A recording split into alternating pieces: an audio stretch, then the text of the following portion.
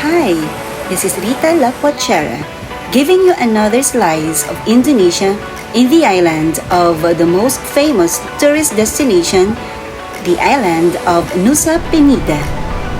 Welcome to Nusa Penida. This is definitely one of the most beautiful places to visit in Indonesia. That's why I put this number 1 on our list. In this video, I will be sharing with you some tips, what to do in the island, the budget, the cost of going here on a whole day basis, and a lot more. Don't forget to subscribe to my channel, hit like, and share. Alright, so saan ko nakuha ang ticket na ito? Nag-book muna ako sa Klook. Nasa Pilipinas pa lang ako ay meron na akong schedule dito sa pagpunta sa Nusa Penida. FYI, pag nag-book kayo sa Klook, nandun pa yung mga provisions in terms of driver. Susundin po kayo sa inyong villa. Yan po ang isa sa mga gandang services na binibigay ng Klook. Kanina, around 6:30, nandun na po yung driver sa villa, sinusundo na pa kami. At pagdating namin dito, siya na rin po ang bahala na bumili ng ticket upang tayo ay makasakay papunta sa island. Yan po ang Nusa Penida. Maliit po siya kumpara sa Bali. In 45 minutes, makakarating na po tayo sa Nusa Penida. At narito po ang mga driver. Hanapin po natin sila. Ayan, Rita Aringo, nandito na. Madali namin nahanap kasi ang strategy ni Kuya Mansu, pangalan niya ay Mansu. Pumunta po siya sa gilid. Alright, so it's meet up time. Mukhang excited si Kuya Mansu kesa sa amin. Salubungin kami, no? Okay, so sabi niya medyo bilisan dahil magtitikit to ng 1 oras para sa aming first destination. Pupunta po kami ng Billabong Beach and Broken Beach. So 2-in-1 na po yun. Magkatikit na beach po yun. Si Kuya Mansu ay talagang matagal ng driver. Dito sa kalsada maninibago ka dahil sila ay right-hand drive. Ayan, nandito na po tayo sa Angel Billabong and Broken Beach. Welcome to Angel Billabong and Broken Beach. Sa ganda ng tanawin dito, akala mo ito na yung main spot dahil lumamangha ako sa diyang napakaganda ng mga tanawin dito sa Nusa Penida.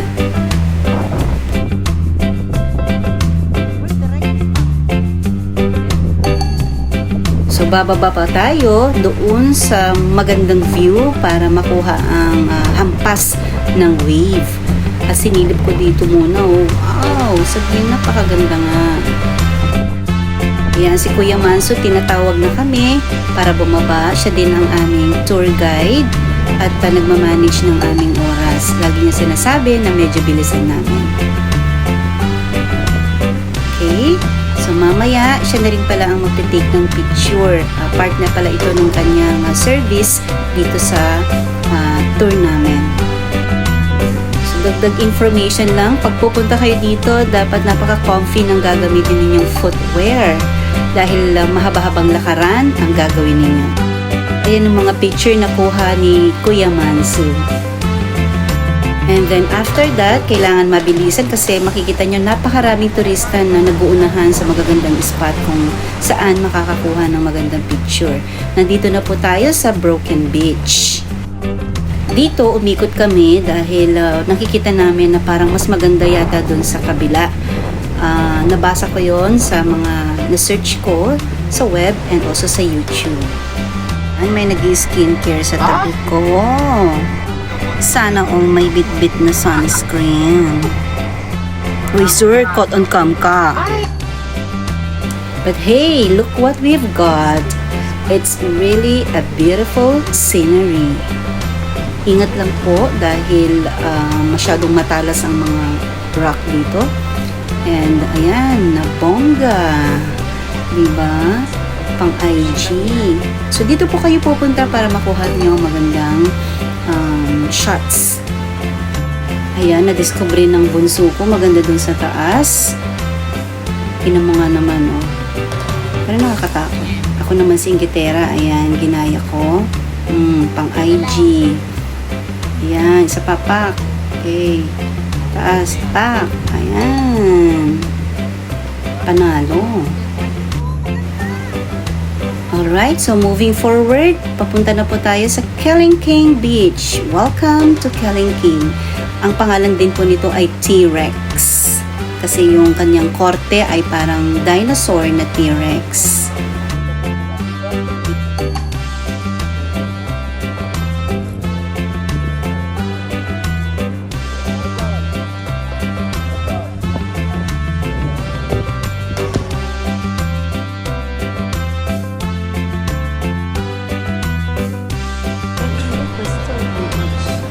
Final stop is Crystal Beach.